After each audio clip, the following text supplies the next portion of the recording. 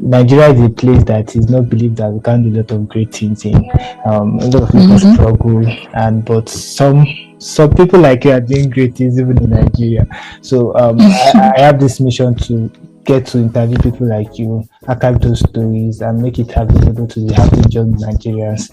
Make them believe that they can do even great things even in this country, and make them learn, make them model. I was telling someone when I was interviewing earlier that one of the things that helped my life was story.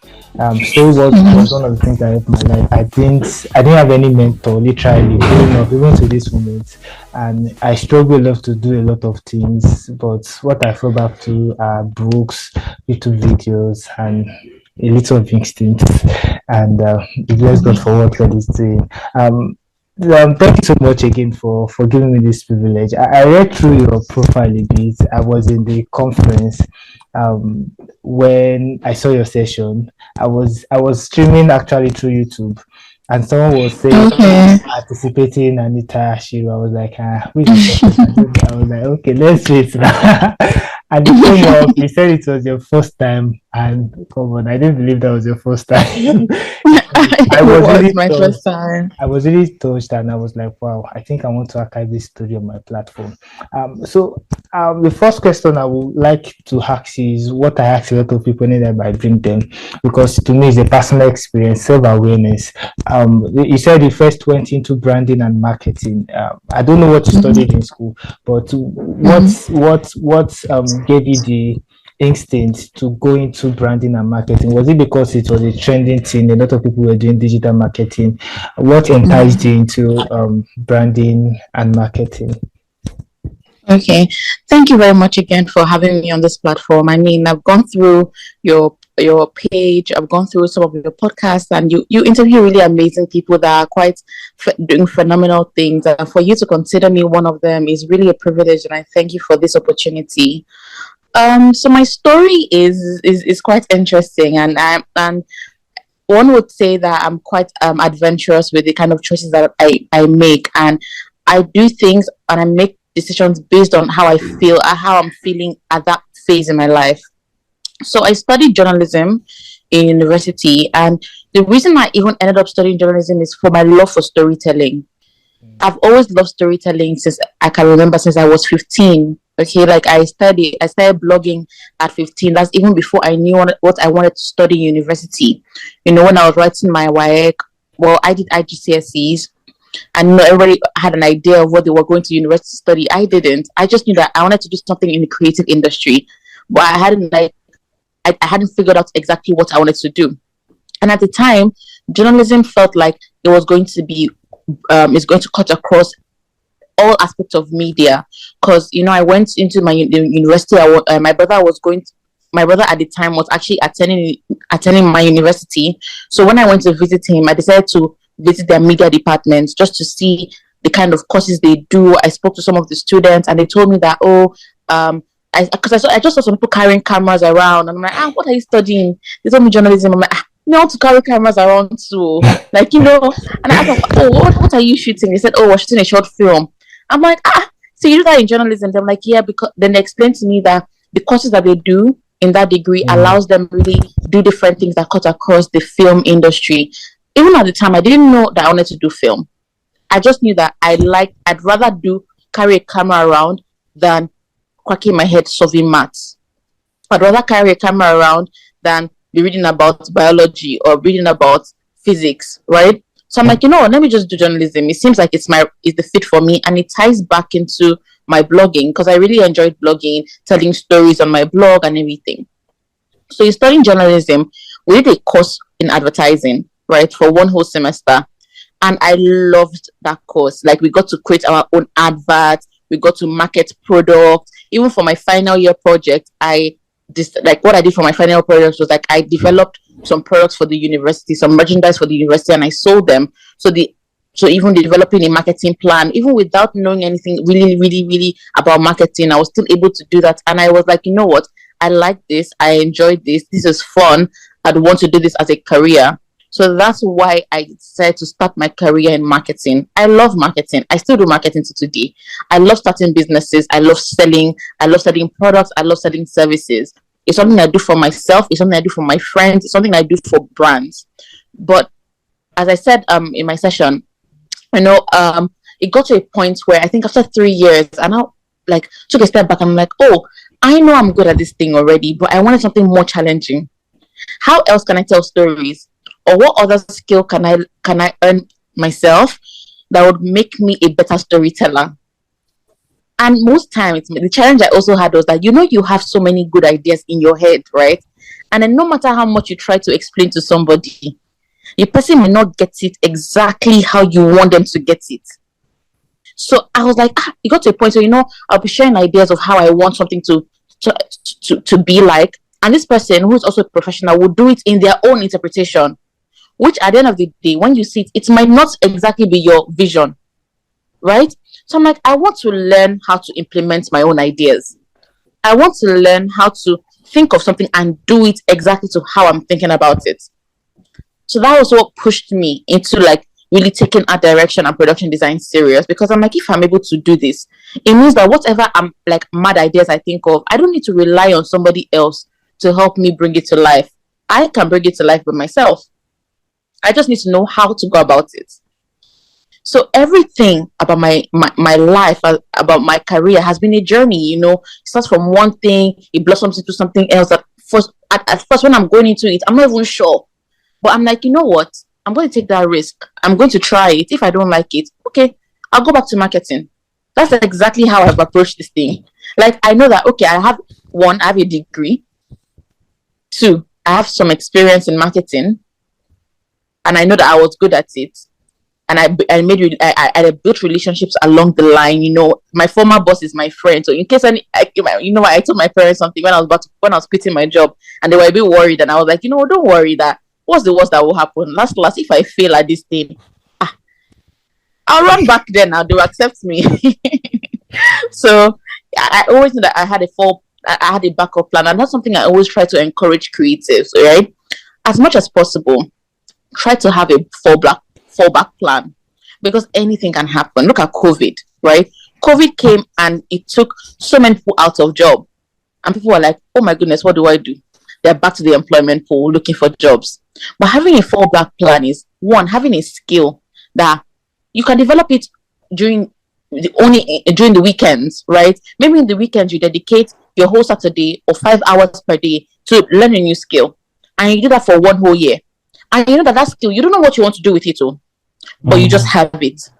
Anything can happen that can present you the opportunity to actually use that skill, or an opportunity at work might present itself that would allow you use that skill and to make you a better candidate than the next person. And I'll explain what I mean.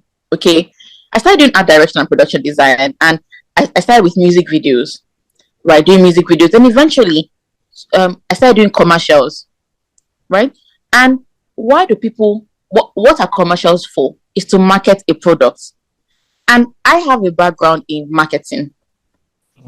So a brand would look at 2 different art directors. One being somebody that has 10 years experience in art direction. One is me that has 3 years of experience in art direction, and another 3 years experience in marketing. Where would their money go, or where would they feel comfortable putting their money? It's to me, because I understand marketing and I understand art direction. I know how to combine those two to deliver you a good product.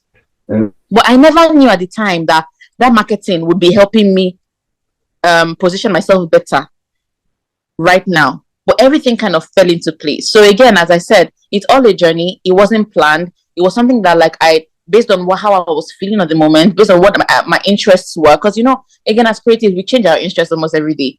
Today you want to do podcast. Tomorrow you want to do YouTube. Next tomorrow you want to, we always change our minds. But doesn't mean that I thought I was the only one. Don't worry. Well, it needs together.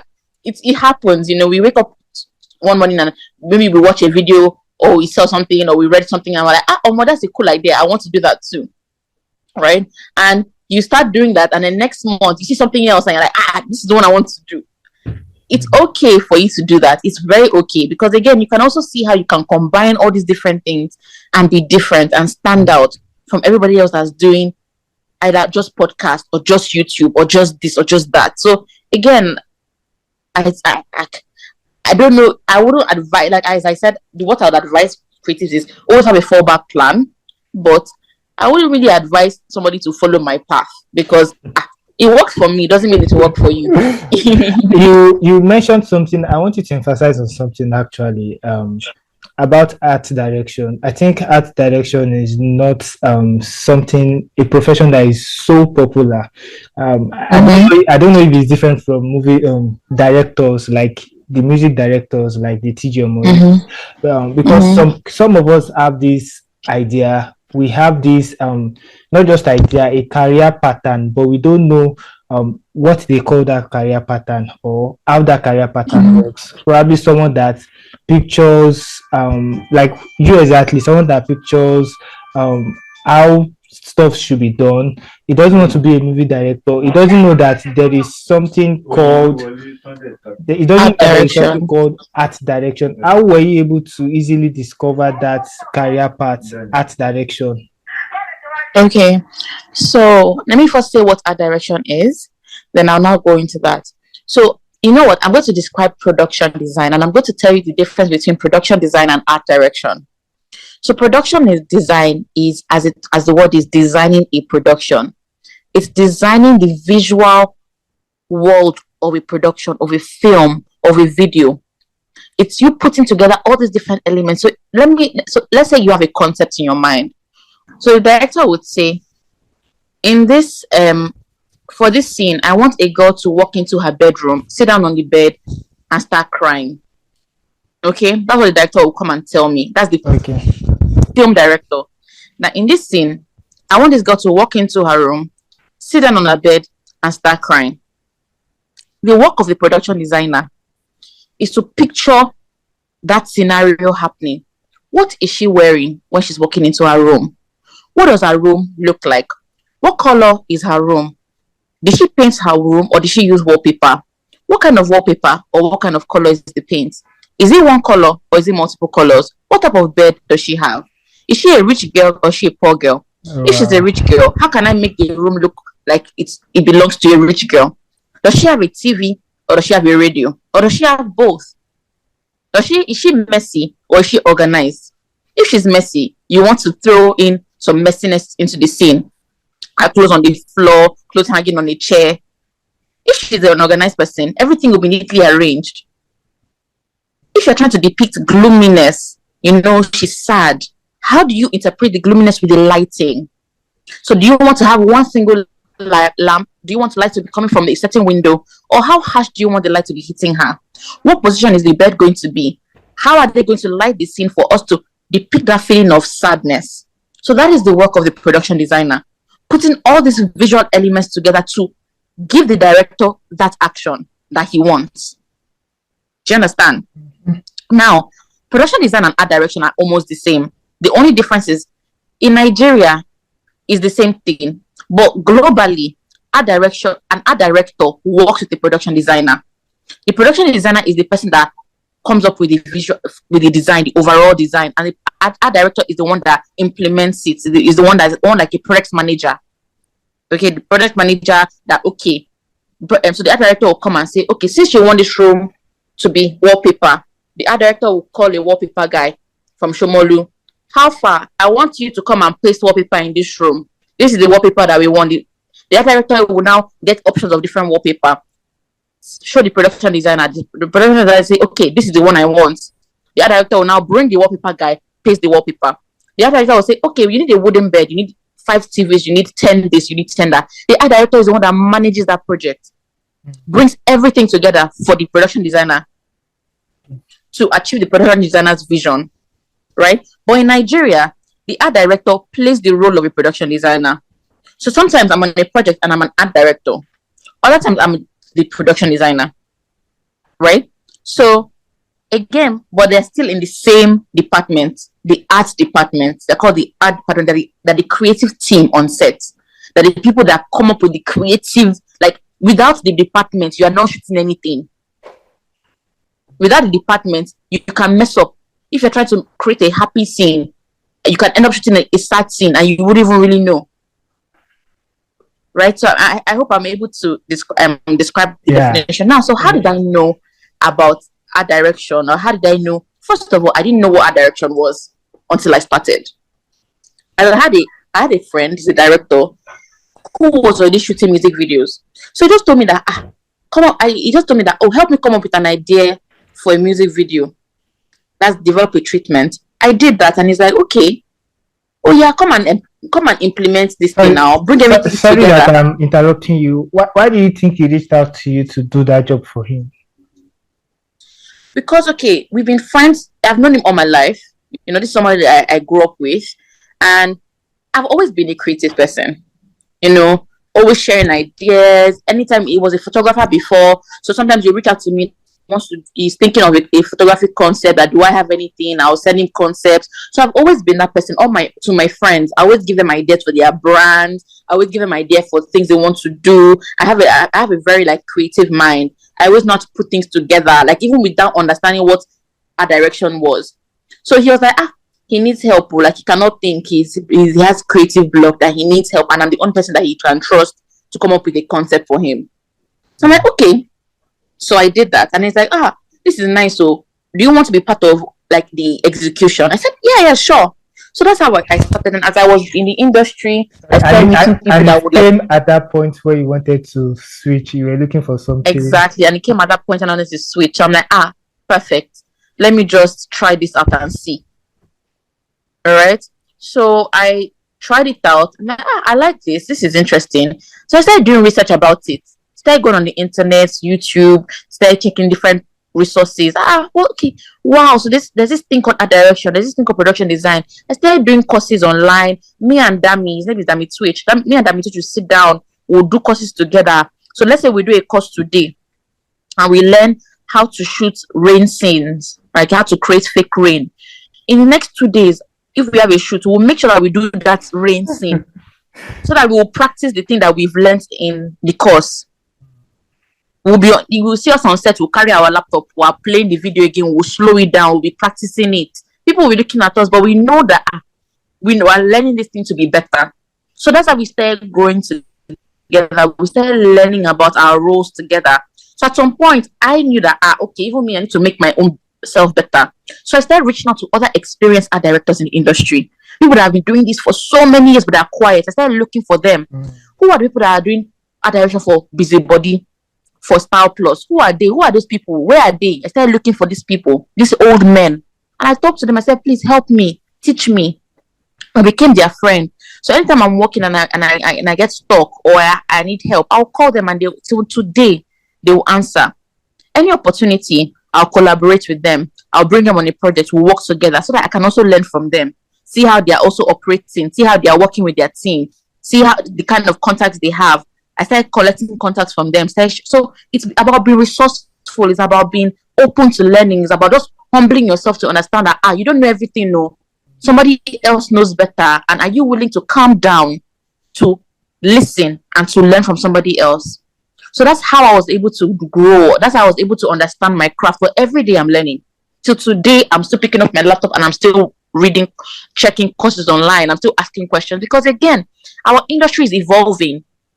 I've built a spaceship. I've built a private jet. I've done so many things that last 2 years I didn't really I would never have dreamt I would do.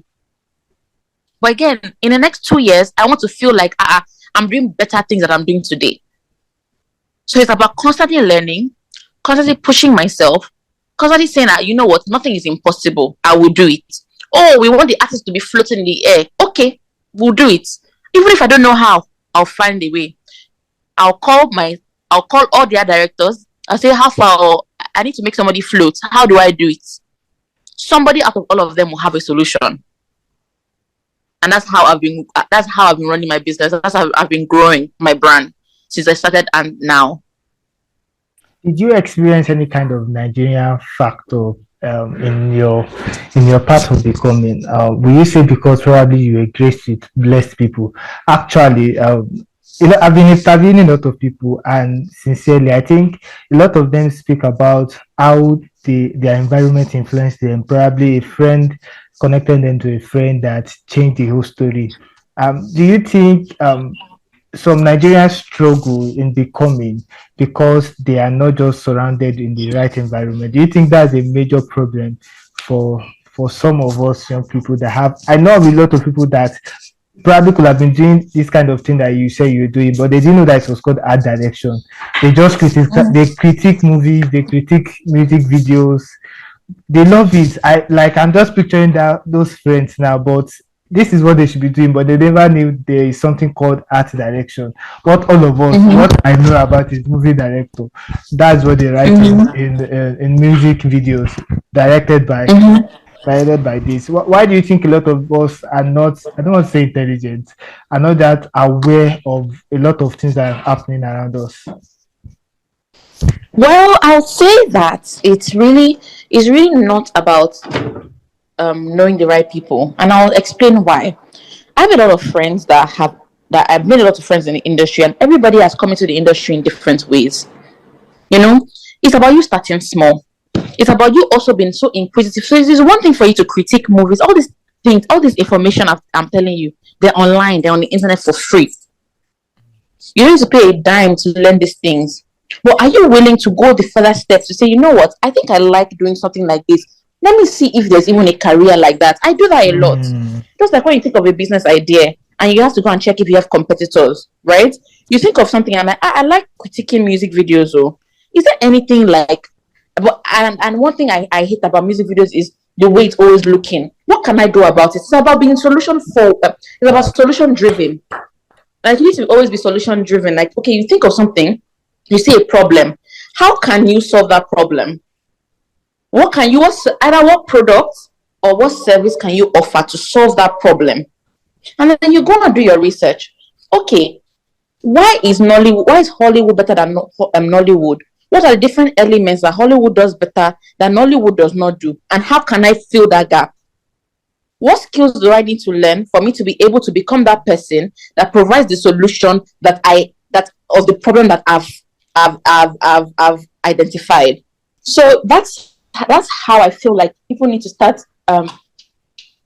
doing things. You know, sometimes it's quite frustrating, right? Especially as a creative, where somebody just sits down and critiques your work and says, I hate this video. It's not this, it's not that. But the question is, are you doing it? Can you do it? What are you doing about it? It's one thing for you to sit down and always say, oh, you hate a video. But are you picking up a camera to shoot? Are you picking up a hammer to knock the wood? What are you doing about it? Nothing. So being solution driven is one thing. Because the truth is, the industry will need more people. We need more creatives that are willing to do something about it. The people in the industry cannot do everything. Okay, we're not the most creative people on the planet, but maybe you are. Maybe the industry needs you to come in and help us. So why not do something about it? The moment you put yourself, trust me, the industry, they're always looking for creatives. If you work with one or two photographers, like, okay, you design their sets for them, or you give them a really interesting concept and they tag you on Instagram. Social media is also a really, really good tool to help people grow. And they tag you. From photography, the photographer can be like, okay, they want to do a campaign. They'll call you because you'll be working with them and everything. From doing a campaign, they'll tag you. That's how you grow in the industry. People tagging, because even that's how I have been able to grow. People tagging me making noise about the small work I do.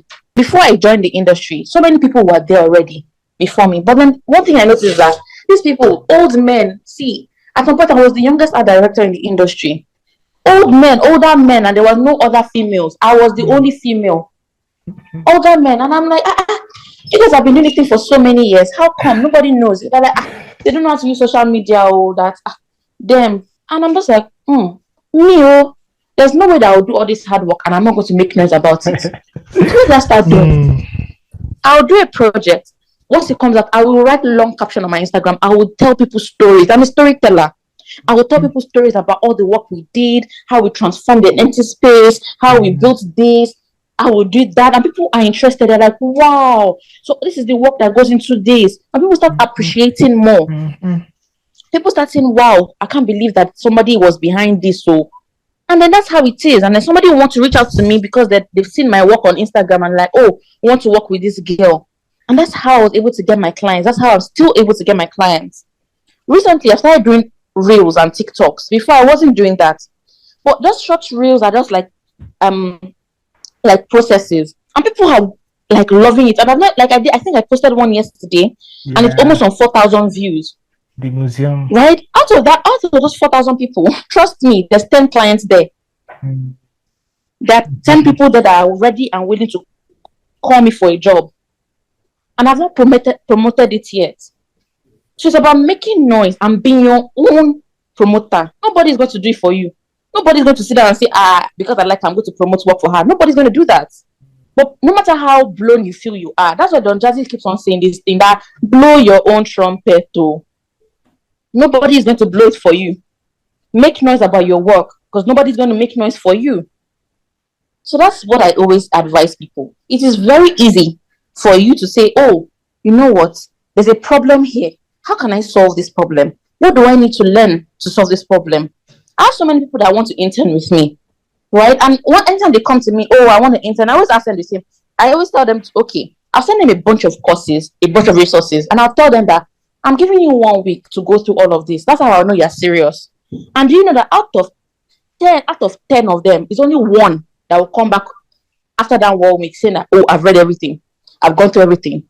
So again, you need to be ready. People say, oh, they want because it looks glamorous, it looks fun. But are you ready to put in the hard work that goes into it? Not many people are ready. Not many people are ready. And that's the truth. So again, it's about how prepared are you? How far are you willing to go? Internet is there. So many resources are there for you to. It's free of charge. You can do whatever you want to do. But what are you doing about it? Nothing. You struck my heart with all of those words. I think I really mean this.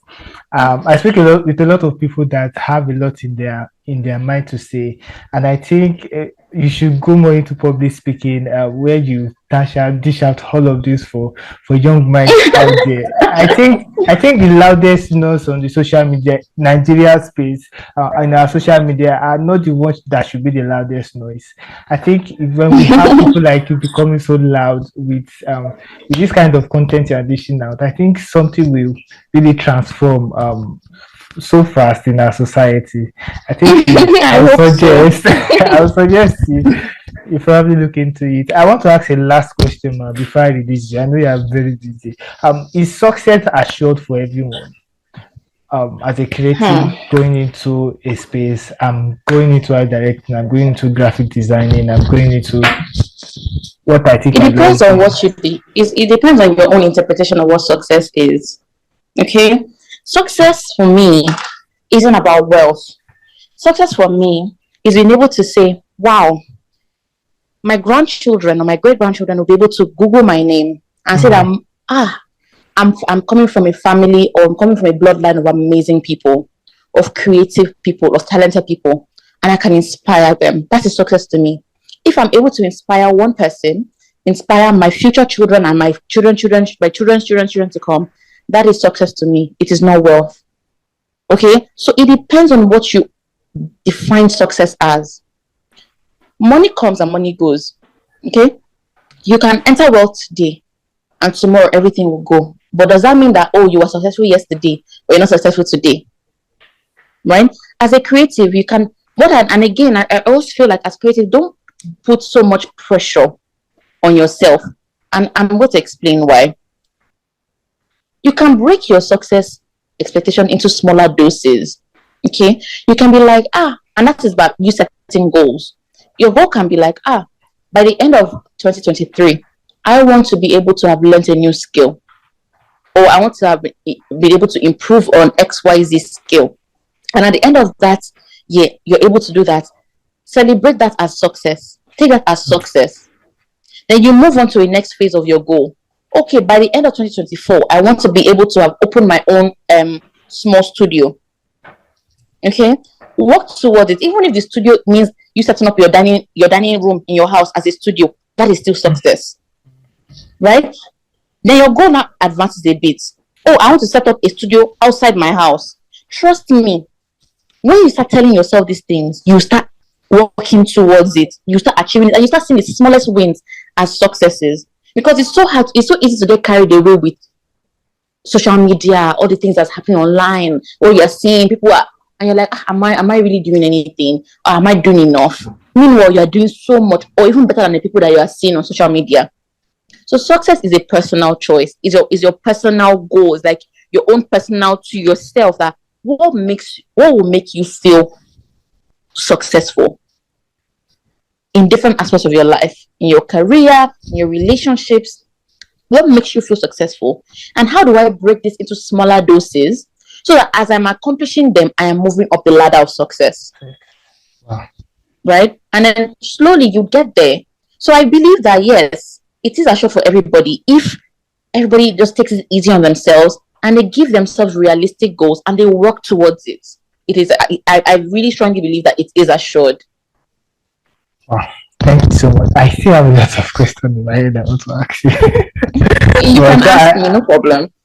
okay, ma. You built a brand. I'm always Mm-hmm. particular about people that build brands. Probably, Mm-hmm. probably because of my selfish desire, and I have a lot Mm-hmm. of friends around so that actually build a brand. I'm moving also with quite a number of friends that we're trying to move up and be like people like you. So I always, whenever I interview people that I know that they have personal brands, I'm always Mm-hmm. conscious about asking them the question of how do you, being a creative, being skillful is different from being a manager or being a leader, managing a brand, managing people, managing clients that want results.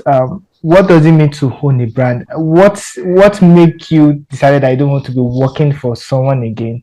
You want to start working by yourself or own your brand where you employ people. So for me, yeah, it was easier for me to build a brand because I was doing it for people already. I worked in a marketing agency and that was part of what I was doing. I was building brands for people. And from a young age, as I said, when I was 15, I started a blog, which eventually turned into a business. I've always been an entrepreneur, starting different businesses, growing businesses. When it becomes profitable, I'll sell the business. I'll use that money to start another business. It was a hobby for me. So being able to understand what branding was and being able to do that for different people, I'm like, you know what? I can do this thing for myself because I know that I don't want to spend the rest of my life working for somebody. I want to try doing it for myself. And that's how I was able to take everything I was doing for other people and I started doing it to myself. So as a young person that's trying to build a brand, one thing I'm going to advise is understand the difference between having a business and having a brand. They're two different things. When you have a business, you might not necessarily have a brand. Understand what branding is and what branding does to people. Brand, you need to when I think of a brand, I think of a brand as a person. So when you hear of Nike, do you think is a man or do you think is a woman? Do you think Nike is friendly or do you think Nike is pompous? Does Nike dress well or does Nike dress anyhow? What kind of home does Nike live in? So when you're able to think of a brand like I think as if you're thinking of a person, then you're closer to being a brand than you are being a business because a brand is almost like something that your customer or the target audience would relate with, would feel connected to. So how do you build that connection with your business? So even if you're offering a service, how do you build a connection from that service, from the business that you're running to your customer? That's what you need to understand about branding before you say, oh, I want to build a brand. So people think that branding stops with having a logo. It doesn't. It goes beyond that. Okay, how do you communicate with your customers? How do you speak to your customers? How's your customer service like? Are you the kind of brand that will send your customers wine or will you send them a cake? What kind of brand are you? A youthful jazzy brand? So you need to like be able to understand that this all these different elements make up a brand. And and yeah, that's what I would advise. Do your research, try to understand what branding is, and how to implement it to your own story, to your own brand is also very, very, very, very, very important. Thank you so much. I really appreciate this privilege you have given me. I know I know what you should do with your time. You're a big woman, of course, and be able to give me this time to be on my platform. Hello, everybody. My name is Anita Ashiru. I'm a production designer and art director, marketing and brand strategist. I currently run a creative agency called AA Creatives, and we design visuals for some of your favorite music videos and commercials. Music videos for A-list artists such as Davido, Mayokun, Omale, Ira Star, and so much more. I'm currently on In Talk with Tmod Mowale. Thank you.